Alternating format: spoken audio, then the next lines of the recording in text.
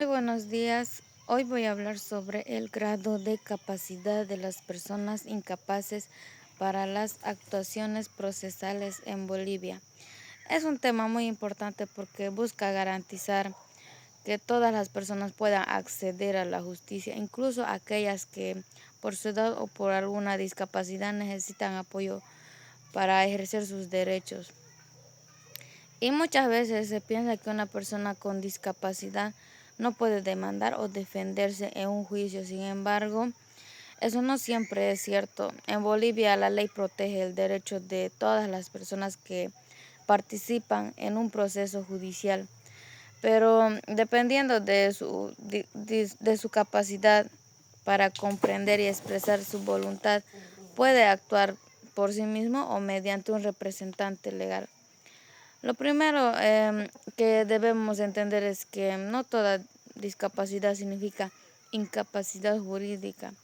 Una persona puede tener una discapacidad física muy grave, por ejemplo, haber perdido el 75% de su movilidad corporal y aún así conversar plenamente su capacidad mental para tomar decisiones. En ese caso puede demandar, una demanda o realizar cualquier actuación procesal por sí misma. En cambio, existen personas que presentan una discapacidad intelectual o una condición mental que afecta su capacidad para comprender el significado de los actos jurídicos. En esos, en esos casos, la ley prevé mecanismos de representación o apoyo para proteger sus derechos. ¿Y qué es la capacidad procesal?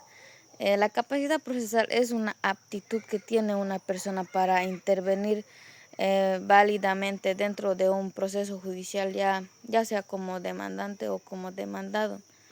En otras palabras, es la posibilidad de presentar una demanda, contestarla, ofrecer pruebas, asistir a una audiencia, presentar recursos y realizar todos los actos que exige un juicio. Generalmente las personas mayores de edad tienen plena capacidad procesal, salvo que existe una limitación reconocida por la ley. ¿Y quiénes son considerados incapaces? La legislación boliviana reconoce que existen personas que requieren protección especial. Entre ellas podemos mencionar los menores de edad, las personas declaradas judicialmente incapaces, personas que por determinadas condiciones mentales no pueden expresar válidamente su voluntad. En estos casos intervienen representantes legales, tutores o curadores según corresponda. Y otra pregunta es, ¿qué ocurre con una persona con discapacidad física? Aquí existe una diferencia muy importante. Una persona puede tener una discapacidad física severa, por ejemplo, utiliza silla de ruedas por haber perdido una pierna, tener parálisis o tener el 75% de discapacidad física. Eso no significa que haya perdido su capacidad jurídica.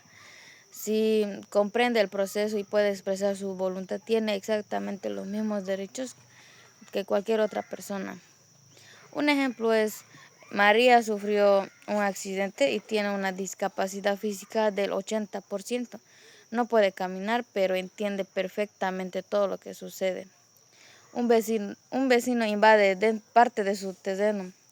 María puede acudir personalmente a un abogado y presentar una demanda de reivindicación de deslinde sin necesidad de que otra persona la represente. Su discapacidad física no limita su derecho de acceder a la justicia. También otra pregunta es, ¿qué sucede cuando existe discapacidad intelectual? La situación cambia cuando la discapacidad afecta la comprensión o la capacidad para tomar decisiones. En estos casos, el juez analiza si la persona necesita apoyo para participar en el proceso. Dependiendo de cada situación, puede intervenir un tutor, curador o representante legal. El objetivo no es quitarle sus derechos, sino garantizar que sus intereses estén protegidos. Como por ejemplo, Carlos tiene una discapacidad intelectual severa y no comprende qué significa vender una casa o iniciar un juicio. Si alguien ocupa ilegalmente su inmueble, la demanda podrá ser presentada por su representante legal, quien actuará siempre buscando proteger sus derechos, los derechos de Carlos. Otra pregunta es, ¿puede una persona con discapacidad ser demandada? Y la respuesta es sí. Toda persona puede ser demandada cuando existe una obligación o un conflicto jurídico. Sin embargo, si no tiene capacidad para defenderse por sí misma, el proceso debe desarrollarse mediante su representante legal para garantizar el derecho a la defensa. Eso evita que una persona vulnerable quede en estado de indefensión.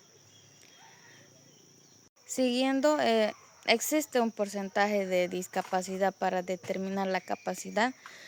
Es una duda muy frecuente, es pensar que si existe un porcentaje, por ejemplo, el 50%, el 70% o 75% que determina automáticamente si una persona puede participar en un juicio. La respuesta es no. En Bolivia no existe una regla de que diga que una persona con determinado porcentaje de su discapacidad pierde automáticamente su capacidad procesal.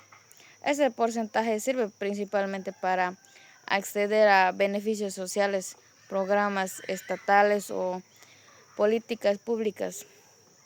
Lo que realmente importa es si la persona comprende el alcance de sus actos y puede expresar libremente su voluntad. Por eso, dos personas con el mismo porcentaje de discapacidad pueden tener situaciones jurídicas completamente diferentes.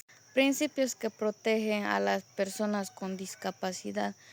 El sistema jurídico boliviano busca garantizar varios principios fundamentales: igualdad ante la ley, acceso a la justicia, derecho a la defensa, debido proceso, protección de las personas en situación de vulnerabilidad, respeto a la dignidad humana.